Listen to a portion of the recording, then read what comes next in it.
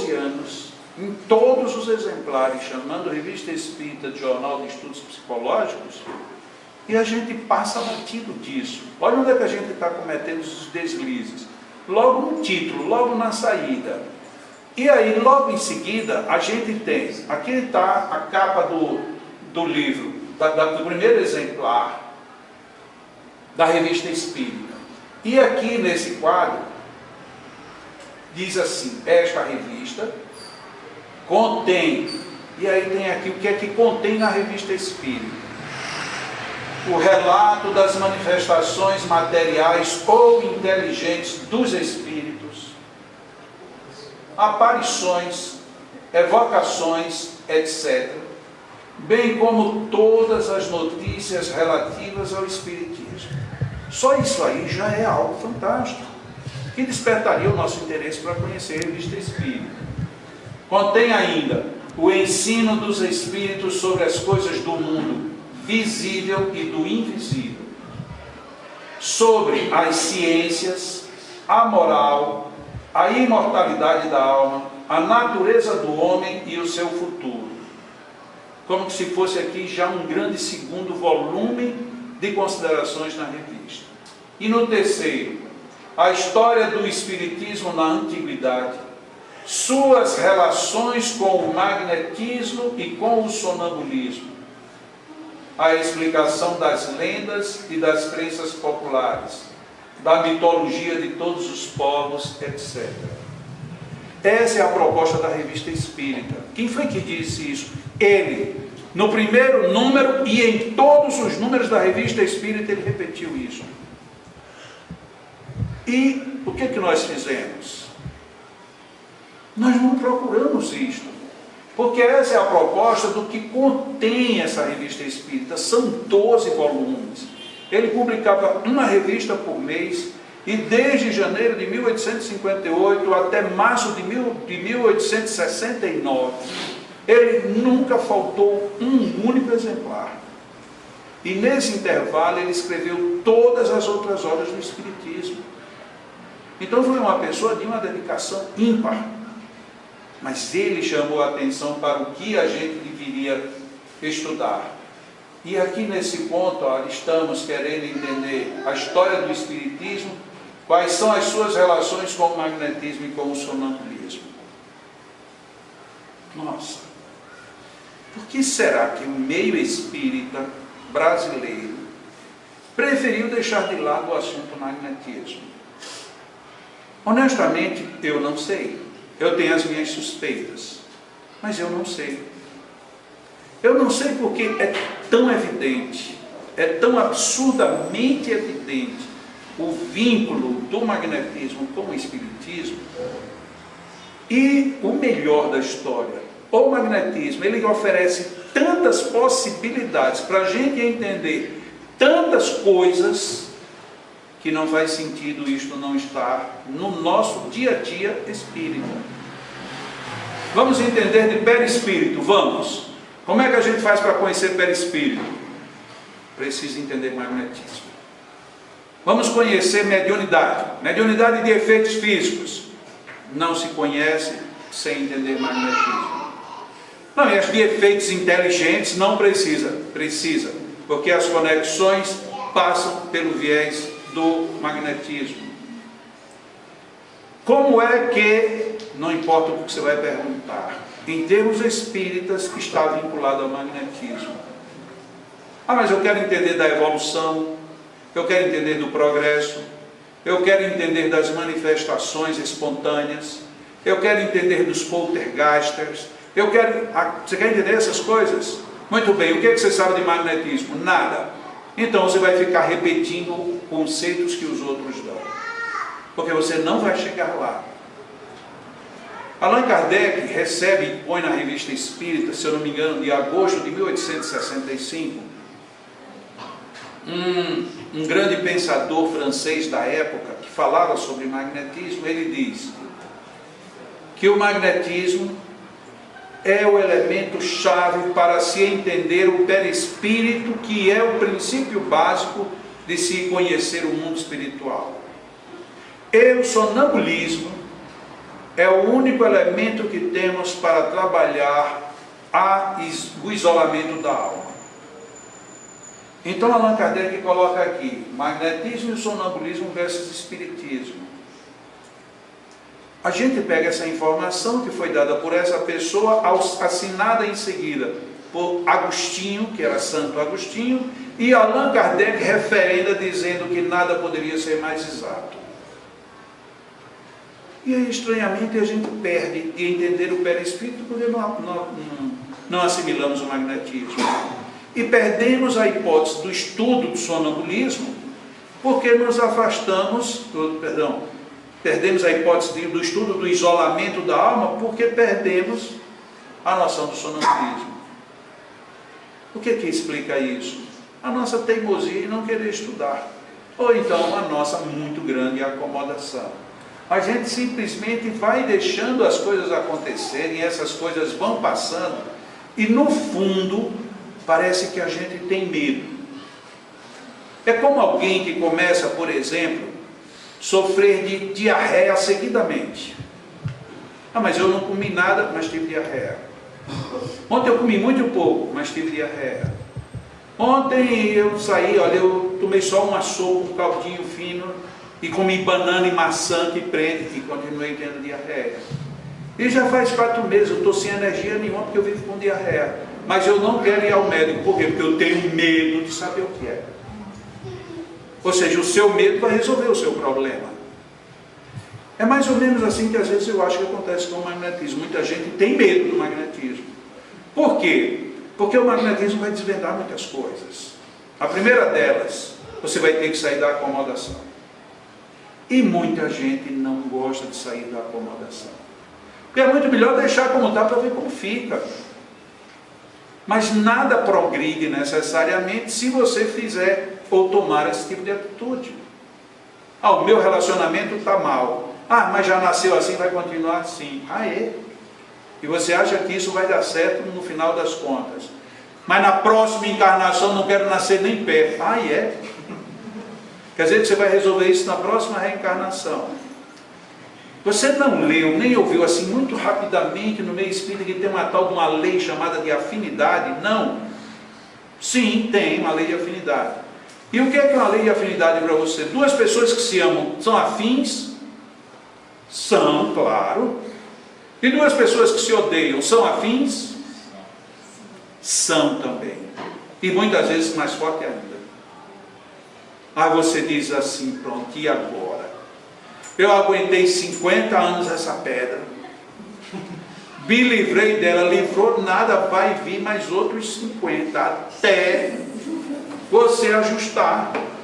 Mas como é que você vai ajustar isso se você não sabe por onde, nem quer entender o mecanismo? É meio aterrador. É que nós temos uma capacidade muito boa de deixar o que era para fazer hoje para amanhã, para ver se amanhã já amanhece feito. Mas a gente tem esse hábito, não é? Olha, hoje eu estou tão nervoso, quando eu vou fazer isso hoje, eu vou deixar para amanhã. Aí quando você chega amanhã, olha assim, mas essa coisa não resolveu. Mas eu deixei aqui para isso de noite ser resolvido. Mas como que isso foi resolvido se você não fez nada? E aí a gente fica com raiva, já amanhece com raiva, diz, agora eu vou ter que fazer. Não fiz ontem, vou ter que fazer agora. É mais ou menos isso que acontece nos nossos processos de vidas contínuas. Porque se a gente a cada vida pegasse e fizesse apenas uma coisa, e na próxima vida outra que não tem nada a ver, também não faria sentido. Já pensou? Você teve uma experiência super feliz nesta vida. Muito feliz. Com todo mundo e com tudo que você fez. Aí na próxima, você não tem vínculo nenhum com nada disso, vai para outro lugar para dar tudo errado. Qual seria o sentido da vida? Não teria sentido. Então a gente guarda afinidades. E guardamos afinidades boas e afinidades ruins. E uma afinidade que a gente tem ruim é a afinidade do não fazer. Como a gente é afim de não fazer as coisas. Olha, eu tenho que largar esse vício, mas um dia eu largo. Ou seja, não vai fazer agora.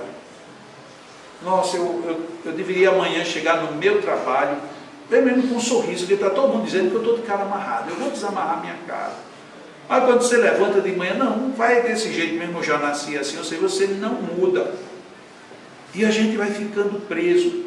E aí o que é que a gente faz? A gente quer mudar os filhos. Como eu não mudei, agora eu tenho que mudar meus filhos. Aí a gente começa a jogar no filho a coisa que não deu certo na gente. Porque como a gente faz isso? E a gente está acreditando que fez a coisa melhor? Meu pai, ele não me deu o que eu queria. Mas quando eu tiver meu filho, eu vou dar para ele tudo o que eu queria e que eu não recebi. Ou seja, eu não vou dar para o meu filho o que ele quer, eu vou dar o que eu quero de novo. O erro continua, ninguém muda. E no dia que muda a gente tem um choque.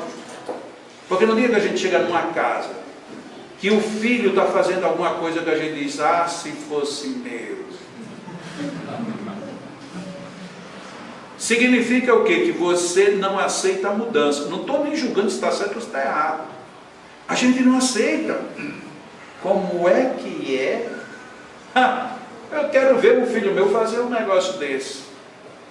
Aí o outro diz assim, eu conheço uns que fazem pior. Aí você diz, graças a Deus. E aí a gente vê exemplos de vida de pessoas que foram super livres com os filhos andaram meio perdidos, um belo dia se encontraram e disseram, nossa, meus pais me deram de tudo. Aí os outros foram super controlados, que os pais é quem diz, eu dei de tudo e olha no que resultou. Veja como o discurso é o inverso.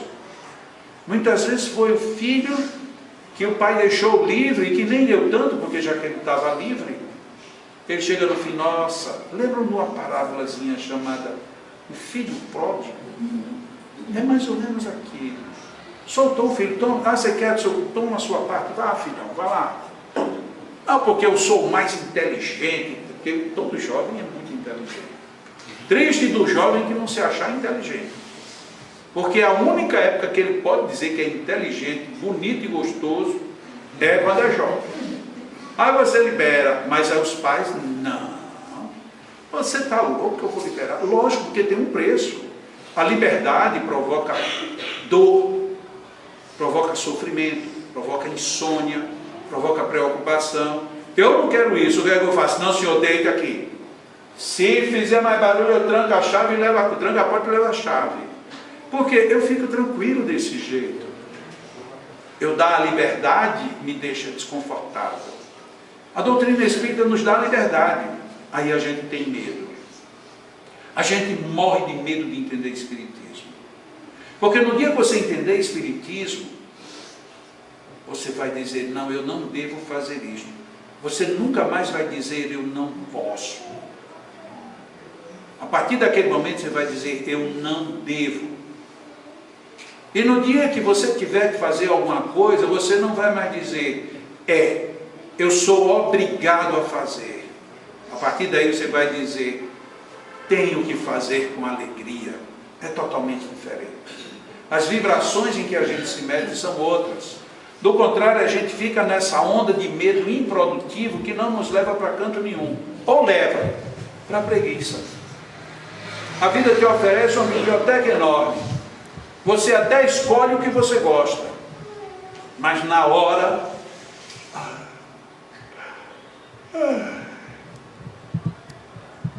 você vai dar uma soneca. E naquela soneca, a vida passa. Quantas vezes a gente tem feito isso na vida?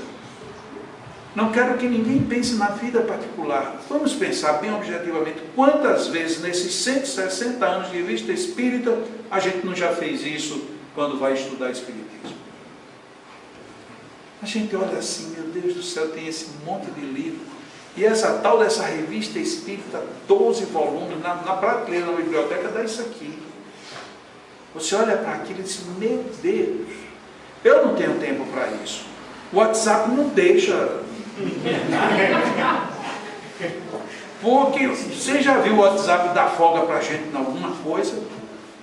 Só tem pessoas que não usam o WhatsApp mesmo e que não sofrem com ele, é quem não tem celular. Como esta figura aqui. Então eu sei o WhatsApp de teoria, porque todo mundo fala, e aí eu repito o que todo mundo diz. Ninguém tem sossego com tal do WhatsApp. Mas eu tenho.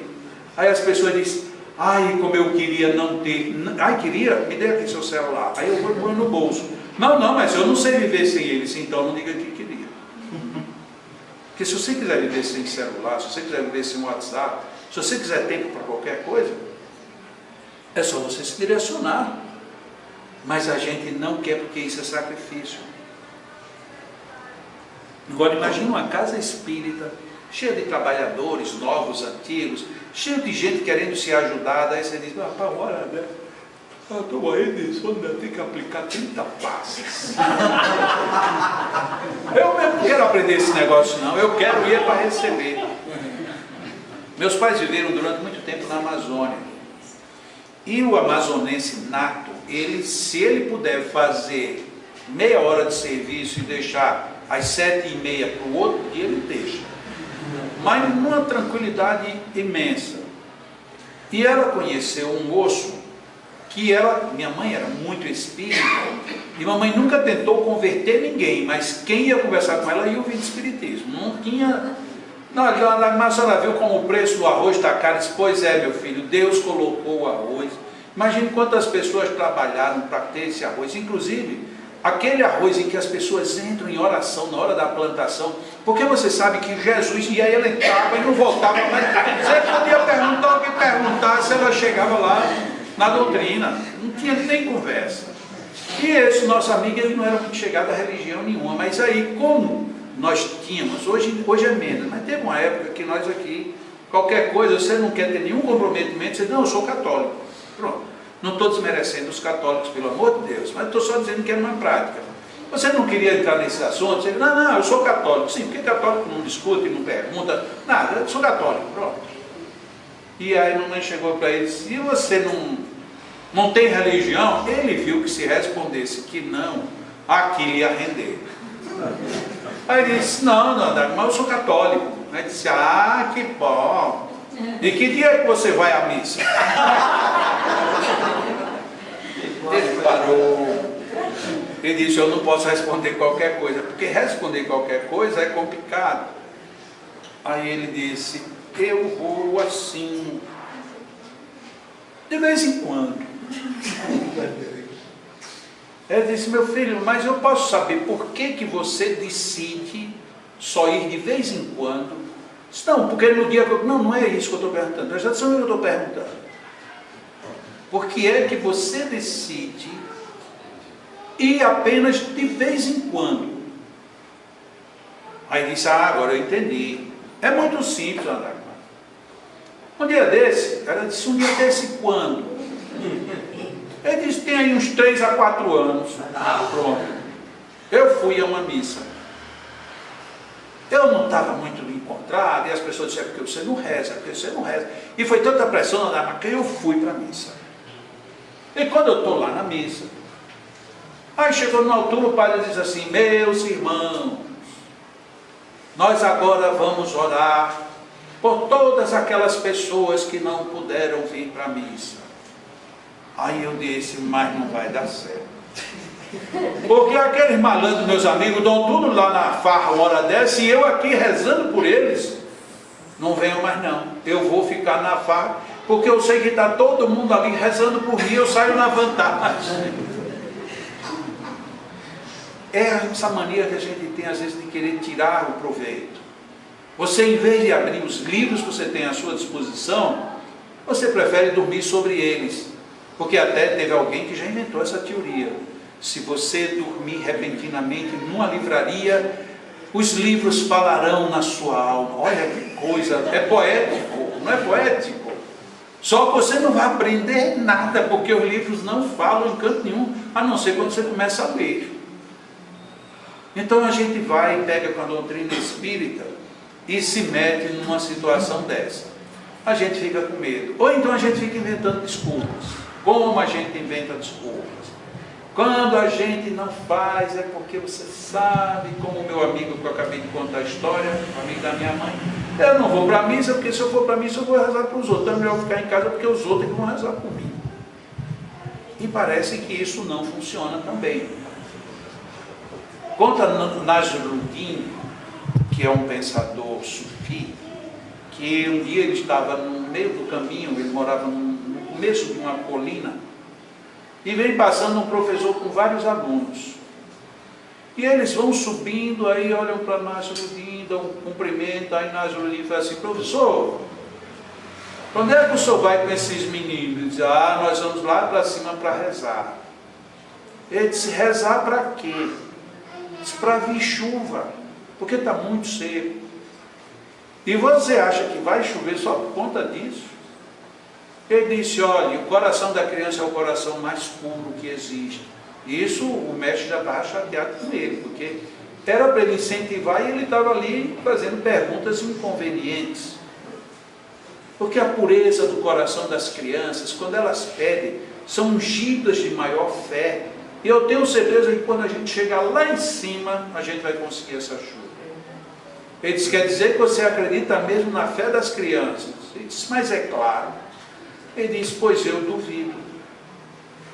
Ele disse, você duvida da fé das crianças? Duvido. E por que você duvida? Ele disse, porque se a criança rezasse e tivesse fé, todo professor, todo dia amanhecia doente, que a coisa que elas mais pedem é para o professor calmar. Então, e o homem saiu com raiva de Inácio Ludim. Por quê? Porque a gente começa a dar apelidos diferentes para as coisas. Essa moça não queria ficar sentada da forma convencional no sofá, aí ela disse que isso aí é um redirecionamento estratégico da energia vital. Olha que coisa linda. Não é lindo? Você estava fazendo o que em casa? Eu estava fazendo um redirecionamento estratégico da minha energia vital. Aí você escuta aquilo, eu devia estar meditando, deveria estar fazendo uma yoga, deveria estar fazendo nada, a pessoa está lá de perna para o ar, esperando o tempo passar.